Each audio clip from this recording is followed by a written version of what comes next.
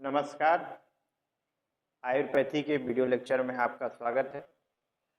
आज हम लोग हिस्ट्री ऑफ आयुर्वेद में आगे के चैप्टर्स को कवर करेंगे और आगे कवर करते हुए जो हमारे पास आज का टॉपिक है वो है भेषज रत्नावली। भेषज रत्नावली जो है 18वीं सदी की पुस्तक है और उपलब्ध है मार्केट में, आप उसको ले सकते हैं। जितनी भी मेडिसिन्स हैं, आलू चिकित्सा विषय ग्रंथ है वो तो अपनी जगह है, लेकिन जितनी भी औषधियाँ हमें मिलती हैं वह संहिताओं से लेकर के और जो बाद में टिप्पणियाँ लिखी गई उसमें चक्रदत्त वगैरह ये सब, इन सभी में जितने भी योग हैं आयुर्वेद को उपलब्ध होते हैं उन सभी का कंपाइलेशन आपको भेषज रत्नावली में मिलता है। तो इसके जो लेखक हैं, लेखक कौन है? श्री गोविंद दास सेन जी हैं। इसके लेखक कौन है? श्री गोविंद दास सेन। इनका काल क्या होता है? इनका काल है 18वीं सदी। इनका काल क्या है? 18वीं सदी।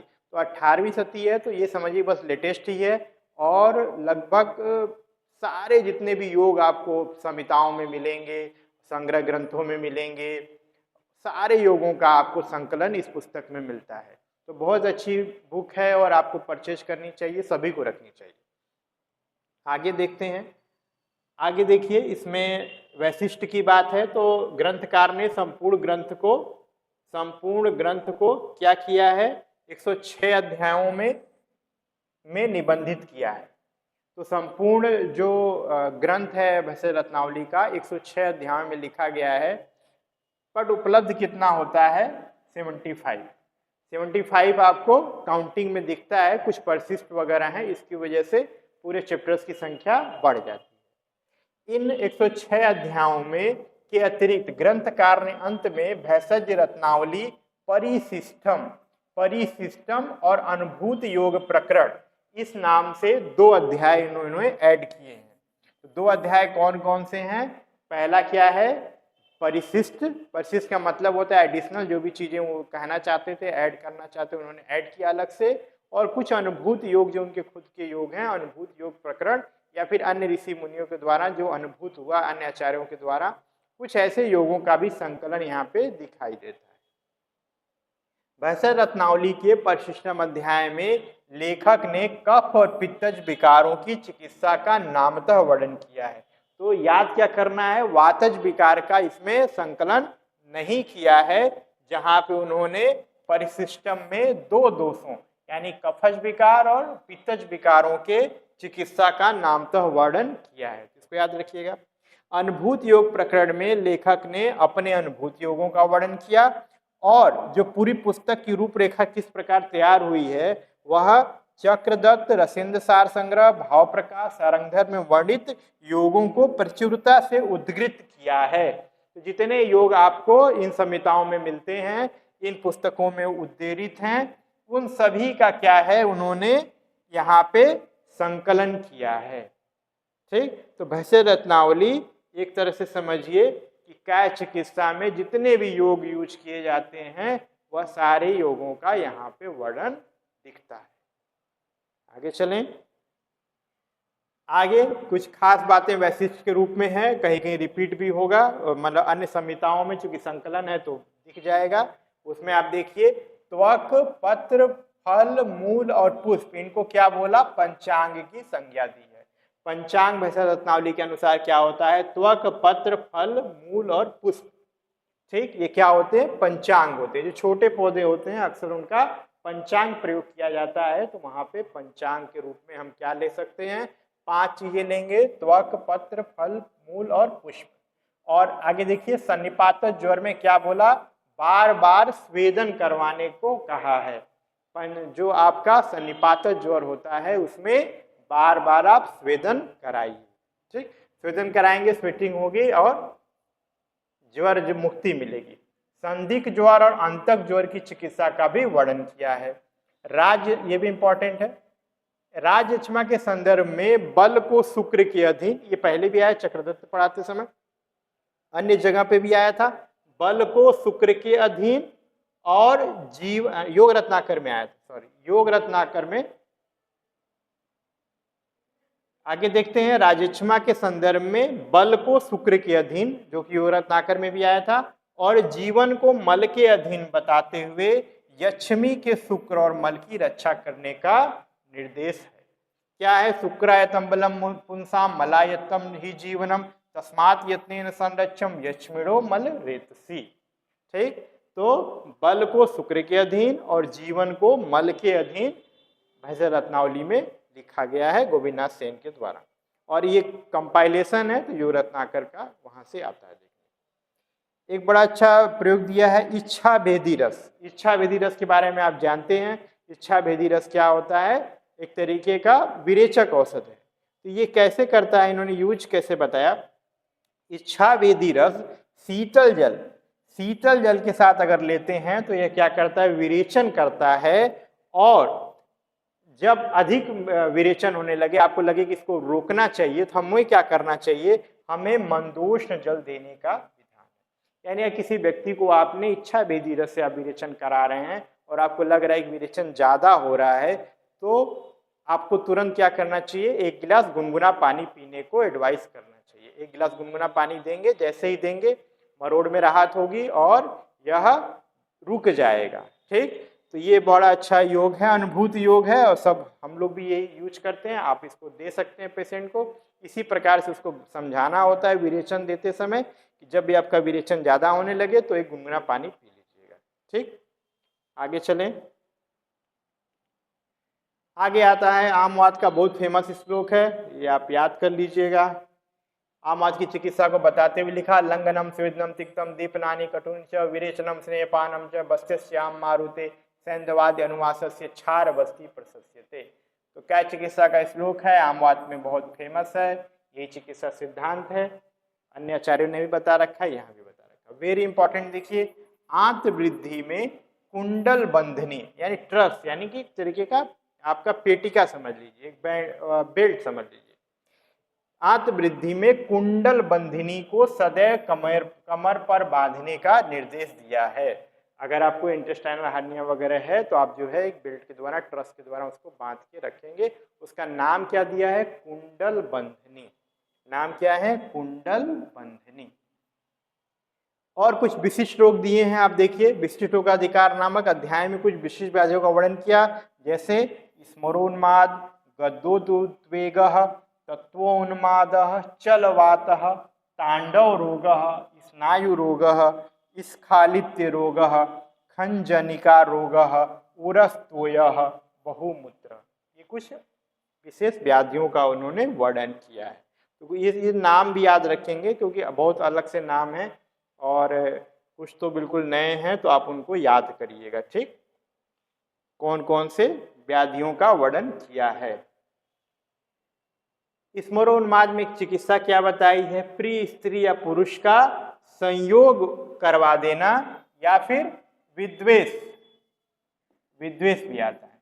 तो संयोग हो जाए या फिर विद्वेष हो जाए उस व्यक्ति से, तो यही स्मरोन्माद की प्रधान चिकित्सा बताई है। स्मरोन्माद में आप क्या करिए? संयोग करवा दीजिए या फिर विद्वेष कर दीजिए, तो क्या होगा? उसमें स्मरोन्माद ठीक हो जाएगा। गद्वेद उद्वेग क्या होता है? को अपदार्थगत भी नाम दिया, जैसे अतत्व अभिनिवेश होता है उसी तरह का है ये। इसमें क्या करेंगे आप? आश्वासन देंगे, हर्ष देंगे, वातानुलोमक, अग्नि दीपक, आम पाचक चिकित्सा करेंगे। ठीक, जिसके द्वारा यह गद्योद्वेग ठीक हो सकता है। तत्वोन्माद में क्या होता है? स्नायु स्थैर्यकर और वातानुलोमक चिकित्सा का निर्देश दिया। ये इंपॉर्टेंट है। स्वकर्म से निवृत्ति को ही स्खालित्य रोग। स्खालित्य रोग क्या है? कि बाहों में पेन होता है, पेन इन आर्म होता है, तो किसी चिकित्सा क्या है? स्वकर्म से निवृत्ति, यानी जो कार्य आप हाथों के द्वारा कर रहे होंगे उस कार्य को बंद कर दीजिए, तो कुछ दिन बंद रखेंगे तो ठीक हो जाएगा। तो स्वकर्म से निवृत्ति ही स्खालित्य रोग की श्रेष्ठ औषधि बताया है। ठीक है, आगे चलें। खंजनी नामक दाल को निरंतर सेवन से खंजनिका यानी लंगड़ापन, लिथायरिज्म, जिसमें पांव खराब हो जाता था, ऐसा बताया है कि खंजनी नामक एक दाल होती है, उसको अगर व्यक्ति खाता है तो क्या होता है? लंगड़ापन हो जाता है, खंजनिका नाम की व्याधि हो जाती है। लेथायरिज्म जिसको बोलते हैं। ठीक, फिर आता है उरस तोया नामक रोग में कफनाशक और मूत्ररेचक औषधियों के प्रयोग के साथ ही पर्श का अंत यानी इंटरकॉस्टल रीजन में शस्त्र कर्म द्वारा यानी वेधनी कर्म के द्वारा उसको टैपिंग करके, यानी टैपिंग इंग्लिश शब्द है, टैपिंग करना मतलब उसको बाहर एस्पिरेट करके बाहर निकाल लिया जाए, ये उरस तोय का बताए। उरस तोय क्या है, प्लूरल इफ्यूजन वगैरह है, उसमें आप क्या करेंगे, अभी भी मॉडर्न का भी लाइन ऑफ ट्रीटमेंट आयुर्वेद का भी सेम ही है, कफनाशक चिकित्सा और डायूरेटिक दिया जाता है जिससे कि जो वाटर का एक्युमुलेशन हो जाए वो कम हो जाए। ठीक, हाँ ये याद रखिएगा, खंजनिका क्या होती है, लंगड़ापन होता है, किससे होता है, खंजनी नामक दाल के खाने से होता है। ठीक, वृक्क रोगों के लिए संपूर्ण अध्याय लिखा है, ये इंपॉर्टेंट है, तथा कुछ व्याधियों की उपद्रव स्वरूप बताया कि वृक्क रोग हो सकता है। तो क्या है उसमें, मसूरिका है, विसूचिका है, आमवात है, पुराण ज्वर, अगर ये इस तरह की बीमारी आपके शरीर में है तो उसके उपद्रव स्वरूप भी वृक्क रोग उत्पत्ति हो सकती है। ठीक है, आगे चलें। सिरसाम्बु रोग, सिरसाम्बु रोग मतलब जैसे हाइड्रोसिफेलस यानी सिर में पानी वगैरह भर जाए, तो सिरसाम्बु रोग का वर्णन करते हुए इसमें क्या करेंगे, रेचक यानी विरेचक औषधियां, डायूरेटिक और रक्त दोष शोधक चिकित्सा का वर्णन किया है, मतलब निर्देश दिया है आप रेचक, मूत्र और रक्त दोष का शोधन करने वाली औषधियों का आप प्रयोग करें। मस्तिष्क पर आघात के कारण मस्तिष्क वेपन नामक व्याधि की उत्पत्ति होती है जिसमें हृल्लास, वमन, कंपन, कर्णनाद आदि लक्षण होते हैं। वेपन मतलब कंपकपी, सर में चोट लगने के कारण ऐसा होता है। सर में चोट लगेगी तो क्या होगा, हृल्लास होगा, वमन होगा, कंपन होगा, कर्णनाद होगा, तो सिम्टम ऐसे ही मिलेगा, सर में चोट लगेगी तो। कपालस्थ्यों की वृद्धि की तुलना में मस्तुलुंग मस्तिष्क अगर अधिक वृद्ध हो जाए यानी कि आपके दिमाग में सूजन हो जाए तो मस्तिष्क क्षय बोलेंगे, यानी मस्तिष्क की वृद्धि हो गई, तथा मस्तिष्क की बहुत कम वृद्धि होने के कारण मस्तिष्क अपचय यानी बढ़ गया मस्तिष्क तो क्या हो जाएगा, मस्तिष्क क्षय, और मस्तिष्क बहुत नहीं बढ़ा तो मस्तिष्क अपचय नामक व्याधि की उत्पत्ति मानी है। दोनों ही स्थितियों को असाध्य मानते हुए चिकित्सा में रसायन प्रयोग का निर्देश दिया है कि ये दोनों ही व्याधि जो है मस्तिष्क क्षय हो जाए या मस्तिष्क अपचय हो जाए तो ऐसे में क्या होगा, व्यक्ति की मृत्यु हो सकती है। आचार्य इसको असाध्य मानते हैं। ठीक सॉरी, आगे देखते हैं। अति व्यवाय अभिघात विषमासन से स्त्रियों में अंडाधार नामक एक व्याधि की उत्पत्ति होती है, याद रखिएगा, जिसमें स्त्री के उरु उदर के मध्य तीव्र पीड़ा पेन होगा, एब्डोमिनल पेन होगा, पेल्विक पेन होगा, मूत्राल्पता होगी, रक्तमूत्रता होगा, हृदयास होगा आदि लक्षणों का होना बताया है, तथा इसमें बल कारक व वात अनुलोमक चिकित्सा करनी चाहिए। ठीक, तो याद रखिएगा, अति व्यवाय अभिघात और विषमासन से अंडाधार नामक व्याधि की उत्पत्ति बताई है। तो नाम ज्यादा इंपॉर्टेंट है, नाम ही महत्व है, इसी वजह से पूछा जा रहा है, याद रखिएगा। हाँ, भैंसताली के कुछ योग हैं, तो योग क्या है, आप ड्रग ऑफ चॉइसेस हैं, क्योंकि इतना लेटेस्ट है और आपको अभी फार्मेसी में ये सारी औषधियाँ बन रही हैं, आपको उपलब्ध हो गई, तो अगर आप प्रैक्टिस करना चाहते हैं तो आप तैयारी करते हैं तो वो प्रैक्टिस भी आपकी अच्छी होती है। देख लीजिए, जो इम्पोर्टेंट है मैं यहाँ पे कलेक्शन करके लाया हूँ, आप उसको देख लीजिए। क्या है, पंचवक्त रस कहाँ प्रयोग होगा, ज्वर में। कस्तूरी भैरव रस बहुत फेमस औषधि है ज्वर के लिए। कफ केतु रस ये भी ज्वर के लिए प्रयोग किया जाता है। विषम ज्वरग्निवटी ज्वर के लिए। ब्राह्मी वटी वेरी इंपॉर्टेंट, ब्राह्मी वटी जनरली हम लोग मस्तिष्क के संबंध की बीमारियों में प्रयोग करते हैं, लेकिन ये कहाँ पे दिया हुआ है, ज्वर में। कर्पूर रस वेरी फेमस है अतिसार में।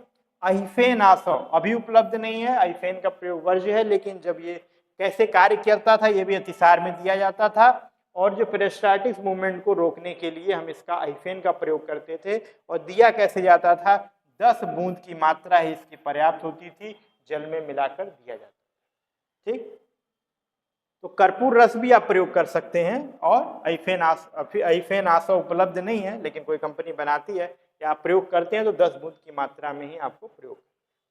पंच पल्लव किसके लिए है, ग्रहणी के लिए है।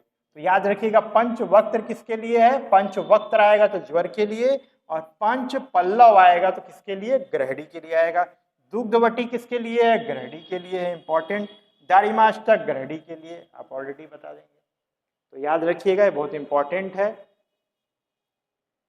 पंचवक्त्र रस ज्वर के लिए, कस्तूरी भैरव कफ केतु, विषम ज्वर अग्नि ब्राह्मी सारे ज्वर के लिए, कर्पूर रस हाइफेनासो वेरी इंपॉर्टेंट, अतिसार, और 10 जो हाइफेनासव है वह 10 बूंद मात्रा में जल में मिलाकर देने के लिए बताया है। दुग्धवटी जो है ग्रहणी में प्रयोग करें, और दारिमाष्टक जो है ग्रहणी में, और पंच पल्लव वेरी इंपॉर्टेंट, याद रखिएगा कहाँ करेंगे, ग्रहणी में प्रयोग करेंगे। ठीक, आगे चलें। रामबाणस अग्निमांद में, याद है बहुत फेमस औषधि है, याद रखिएगा रामबाणस कहाँ है, अग्निमांद में। अग्नि संदीपन रस याद ही रहेगा, राम बड़े इंपॉर्टेंट याद है, अग्नि संदीपन है तो अग्निमांद में होगा। कृमि मुदगर या कृमि घातनी, कृमि में, धात्री लौ है तो पांडु में प्रयोग होगा, इजी है। श्वास का चिंतामणि श्वास में फेमस है। श्रृंगादि चूर्ण भी श्वास में प्रयोग होगा। उन्माद गजांकुश ये उन्माद में प्रयोग होगा। आम वाताई रस आमवात में होगा। देखिए वातारी गुग्गुल भी आमवात में होगा। सर्वधरण योग वात व्याधि में होगा, वेरी इंपॉर्टेंट। सर्वधरण योग कहाँ दिया है, वात व्याधि में। याद करना है, रामबाण याद कर लीजिएगा, बाकी आपको डीओसी है, ड्रग ऑफ चॉइसेस हैं, ये बहुत इंपॉर्टेंट हैं, उपलब्ध हैं, इनको आप पेशेंट को लिख सकते हैं। ठीक है, रामबाण रस हो गया, बता। यहाँ देखते हैं क्या है, सप्तामृत लौ। सप्तामृत लौ का प्रयोग कहाँ करेंगे आप, सूल और तिमिर में करेंगे। नाराच रस का प्रयोग कहाँ करेंगे, उदार वर्त में, वेरी इंपॉर्टेंट। सप्तामृत लौ वाला भी इंपॉर्टेंट है, ये आई में जिनको वीकनेस होती है हम लोग सप्तामृत लौ ही लिखते हैं। तो अगर एनीमिक वजह से मायोपिया है तो पक्का ठीक हो जाता है, इसी वजह से इसको सबसे अच्छा डीओसी मानते हैं। प्रभाकर वटी हृदरोग के लिए है, वेरी फेमस, उपलब्ध है। वरुण सिगरूकवात अस्मरी में प्रयोग किया जाता है। काचनार गुग्गुल गलगंड में। नौ कार्सिक गुग्गुल जो है भगंदर में उपलब्ध है। और विपत्तिकर चूर्ण अम्लपित्त में, आप जानते हैं अम्ल पित्तांतक लौह भी किसमें प्रयोग किया जाता है, अम्लपित्त में। षड बिंदु तैल शिरोरोग में इंपॉर्टेंट है, याद रखिएगा। षड बिंदु तैल का इंडिकेशन क्या दिया हुआ है, शिरोरोग दिया हुआ है। रज प्रवर्तनी जो वटी जो है वो कहाँ प्रयोग होगा, रजो रोध में, यानी कि जहां पे एमेनेरिया हो रहा है वहां पे आप इसको प्रयोग कर सकते हैं। आगे देखते हैं, आगे आपका है सप्तसालीवटी। सप्तसालीवटी का प्रयोग कहाँ है, फिरंग रोग में। नेत्र बिंदु का प्रयोग नेत्राभिसंध में। षट सकार चूर्ण का प्रयोग मृदु विरेचक है। षट सकार चूर्ण क्या है, मृदु विरेचक है। कुबेर अच्छादिवटी किसके लिए है, अग्नि मांद के लिए। तो ये योग हैं, इनको याद कर लीजिएगा, बहुत इंपॉर्टेंट है। अगर आपको चैनल पे दिया गया कंटेंट पसंद आ रहा है तो चैनल को लाइक करिए, सब्सक्राइब करिए। Thank you.